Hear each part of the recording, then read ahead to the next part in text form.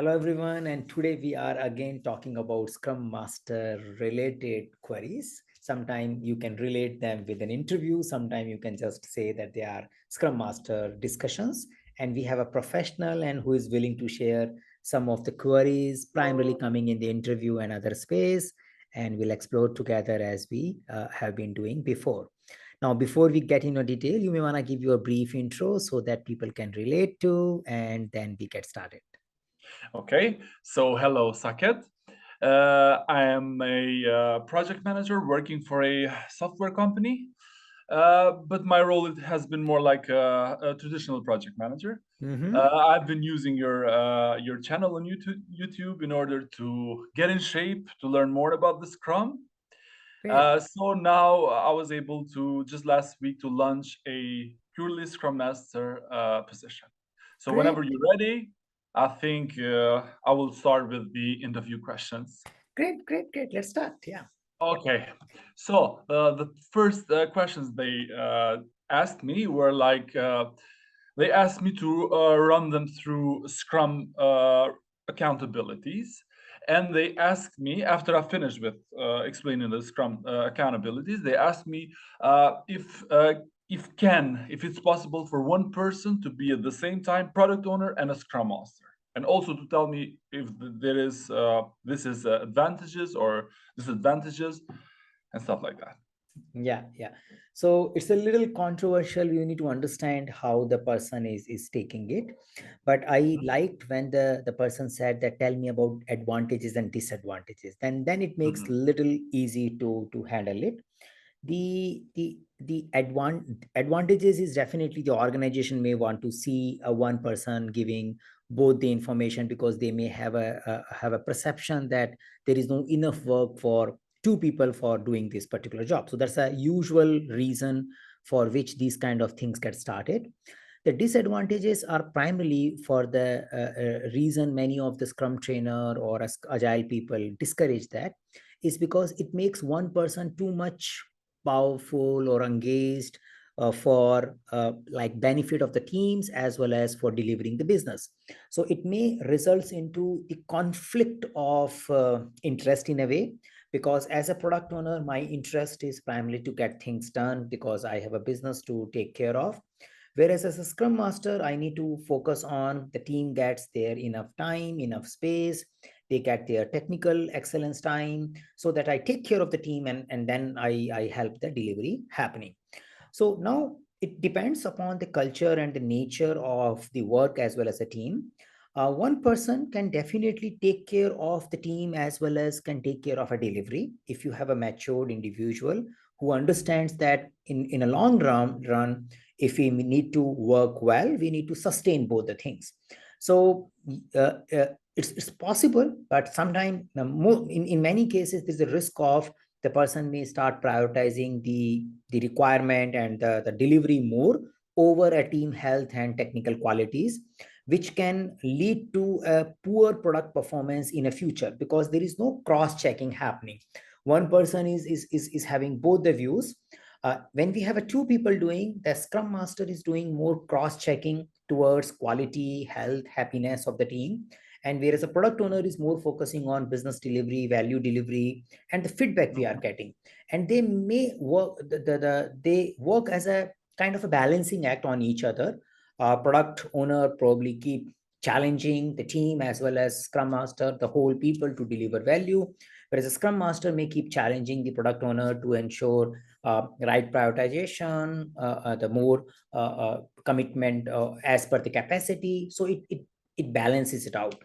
So that's what I can probably say, and depends upon what we hear, we may want to take it further. Yes, thank you. It was very clear. So I'm walking you through the second question. They said, if you are a mid sprint and a bug from production is reported, how would you react? So in general, the assumption, it totally depends upon the situation. But in general, what we are saying is that looks like the current product is already in use and you are building incremental things on it. Yeah. Mhm. Now that's the assumption. Now, is these things are happening frequently, or they are happening once in a 6 months or once in a year? Yeah, so depending upon on that, the reaction will be done. Now, if it's a probable issue, it's a probable thing that while we are working on our iteration or a sprint, we may get something which we need to support in the production space. When we are doing parallel development, there is a probability, and which maybe a support team can't take care, which will come to a development team. If there is a probability which has been observed from last few iterations, then you may start reserving some amount of capacity out of your sprint to take care of such kind of probable issues. Yeah, so there's a possibility of keeping some reserve time, and that can be handled as soon as you get a issue. You that reserve time can handle it. Now, reserve time is handled differently. Sometimes it is handled by way of reserving some percentage of capacity of the whole team. Sometimes you dedicate one individual for such work. Depending upon the frequency and the amount of work is coming, you need to come up with a reserve strategy. So that's a one possibility. Now, the second thing is assuming it was not envisioned, and it's one of the rare event, and this event is happening right now, then we need to collaboratively find out how do we resolve that issue, which means how the impact of this issue will be taken care on the sprint, and how we can involve the right stakeholders so we can do an appropriate decision making, because looks like the current sprint will get impacted. If that's the case, yeah, if that's the case, then we will facilitate the joint problem solving. Now, the third possible approach one can say is somebody may say, oh, this is something which is not part of a sprint commitment. We will do after the sprint. Now, that's again a possibility, but this possibility usually exists when the severity of that problem is not that big. It can wait for a week or so, assuming you are in a 2-week sprint and 1 week is already passed by. So if that is the possibility, and it can preserve the confusion, it can prevent the confusion which might come because of this unscheduled thing, then probably I want to take it at a third level also, where I want to do it after the sprint gets over. So first possibility is having some reserved and anticipation. If it's something else, we need to do exception handling, and exception handling is done as per the exception. There is no direct flow related to exception handling. For example, if the issue is of a half a day, then exception handling will be small. If the issue requires 1 week of a whole team, then exception handling will be different, but it's an exception handling. The third possibility is if something can get delayed, then probably we can take care of it when we are done with our current iteration. Yes, thank you. Yeah. The next question is, what you do if one of the stakeholders that was supposed to provide you some kind of information goes unavailable or missing? So stakeholder engagement, as you are coming from project management background as well, is going to be tricky irrespective of you are doing Scrum, you are doing waterfall, you are doing project management, or it's still the same. There are people have issues, they have their own challenges. Some of them are more committed to your project work, some of them are least committed to your project work, and you need to get them engaged. Yeah, that's how you need to focus on. Now, how do I develop the engagement strategy so that I have a better trust and openness so that I can take care of these exceptions? So this is an exception, but it depends upon what I have done before. Yeah. Who is that particular stakeholder? What are the alternatives available, and how trust and openness we have created with him, and what is the issue at hand? Yeah, what is whatever input we need, how critical that particular input is. So there is a combination of it. Now, in order to avoid these situations, first, as a project manager, Scrum Master, I need to have a good stakeholder engagement strategies in place, which ensures that we have a direct interaction between stakeholders and the team, and we are engaging them at respective levels. We also learn about the domain over a period of time so that we can talk to the stakeholder more and more effectively. That's one thing. The second thing in a project as well as a Scrum Master, I always focus on avoiding creating a single point of failure. So whenever we have only one person who can give it to it, I should proactively find out what if that person is not available, what are the alternatives. So in general, as a principle, one can say that we always work on identifying the these issues which are associated with single point of failure. And if we have a single point of failure, we tend to have a more stringent working agreements because it's a more risky thing. Assuming this is the only person who can do something, then we tend to have a more strong working agreement. Assuming if you are a vendor, then you need to have a working agreement. Like if there is a vendor and the stakeholder belongs from a client and that person is not available and you are going to suffer because of it, then you need to have a proper working agreement to take care of it in your contracts and other things. So that's the background story. Now, assuming everything is done, and now we have a situation at hand. Now, if I have a situation at hand, I will check my working agreement if they are in place. Yeah, I will check for the possible alternatives.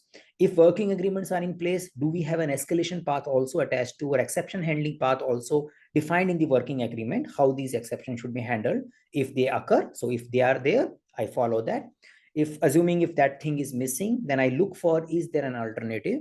The third possibility is, can I delay this thing before we have other things to take care of? Probably in the meantime, I may schedule that person will come back and resolve it. If none of these three, four things can work, then I need to take an advice. I need to take an advice from my appropriate authorities. Maybe I don't use the word escalate, but I take an advice. I go and ask to my some other stakeholders who might be willing to help me by way of finding out who else can help me when that person is not available. So I seek advice. Yes, thank you. I would like to stick to that question a bit more because one of the interviewers said that the right approach would be if you put on a CC the CEO or the superior of that stakeholder. This is kind of escalation, right? So the But third, the last option I was talking about, that is, I better use the word advice, yeah, rather than yeah. relation. Yeah, but yeah. Yes, but then I told them that as a Scrum Master, you have to be quite diplomatic in order not to build resentments, because you need even that guy, for example, you need in the future. So you have to be Yeah. careful not to burn bridges, kind of way. So, okay, if you have anything to add. Yeah, so it's like basically purely depends upon the working agreement. So say assuming if that person is my vendor, yeah, and it's a contractual obligation for them to provide me an information.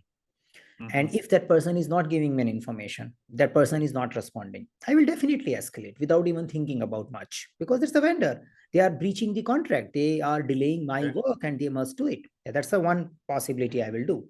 But if that person is my customer, client, yeah, and assuming I am the vendor and I need to deliver something, but that person has to give me some input, yeah, and I'm dependent on that particular person's input, then my approach will be little different, because I need to ensure that future collaboration remains continued. Yeah, because the relationship matters. So when relationship matters, I probably will proactively work on ensuring that we have such kind of exception handling taken care, and I try to find out the alternatives. And if it doesn't work, then I talk to someone who can support me. I take an advice or something. In general, by default, going for an escalation may show a mindset which is focusing on, there is a lack of trust between two Mhm. parties, and if you don't tell me, I will complain to someone. So yeah, there could be an environment where there is a lack of trust and that's the only thing which works, but probably I don't want to jump to that environment directly. Yes, thank you very much. The fourth question was the interviewer told me that he has been reading some of the agile principles, so he would like me to explain one of them to him. For example, he quoted simplicity, the art of maximizing the amount of work not done is essential. And he said he find this kind of counterintuitive. So if I could help, so to understand. So see, I definitely find this principle most confusing. And I believe my perception, I don't have a historical information about it. I believe that it was written in such a way so that it communicates the simplicity is not that simple. Yeah. So that so you need to put your mind to achieve simplicity, else people will try to make complex simplicity. That's the my take of it. So now what I say is that, yeah, and this is how I usually communicate to my people, that it has been made especially looks like tricky to make it clear that it's not very obvious, it's not easy to simplify things. Mhm. And the simplifying thing, this principle is just saying focus on do less, get more. So less is good. Yeah. less is good. That's the whole principle. So simplicity means less. Yeah. So it's more about maximize the amount of work not done, which means we do less work and we need to find out the wasteful elements, less prioritized items, something which doesn't add that much value to get removed from our backlog, from our strategy.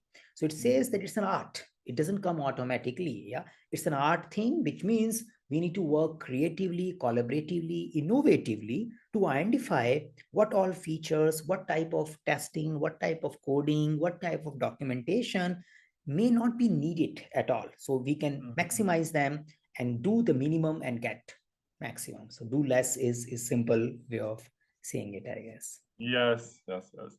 Okay. The next one was like, what are some risks associated with Scrum, and is there anything to have in mind before adopting Scrum? The organization adopting Scrum.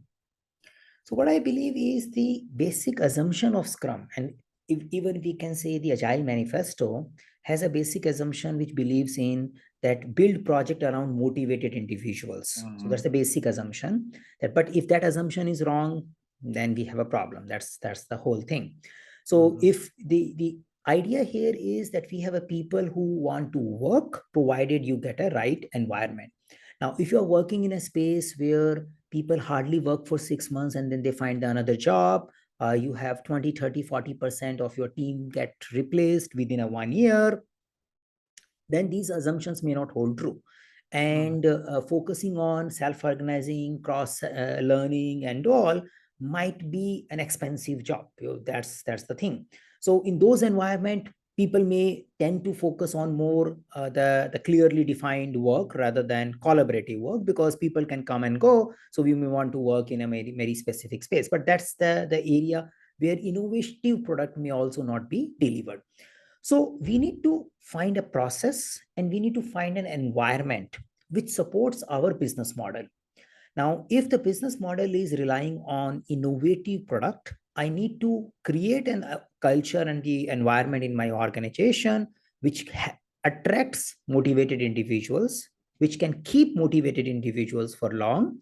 And in order to support that, we are following Scrum kind of process. Yeah, that's the thing. But if that's not my business model, assuming I'm only focusing on giving the cheapest product to my market, and whatever we are doing someone else can also do it, we can only be profitable if we control our cost, if we ensure that our people are producing maximum productivity. If that's our business model, then probably the Scrum way of working may be a risky model to work with.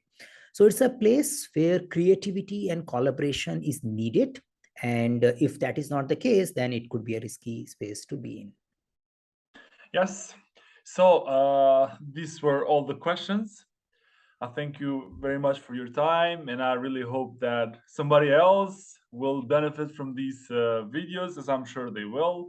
So, last question I would like to ask you is that did you find these questions right for assessing somebody's knowledge of Scrum, let's say? What I feel is that any question is a opening of a conversation, and it all depends upon who is sitting next to you. So probably, and many of the questions may not have a right and wrong answers. So if Okay. I ask these questions, I may more focusing on how the other person is approaching those questions, like what all explanation, situations, advantages, disadvantages, what kind of things person answers it. So you can ask simplicity the same question to multiple people, and each person will give different answers. And depending upon the answers, my next question may come, and that conversation may help us in judging the type of experience, the type of mindset the person has. And I think they are good question to open up a conversation.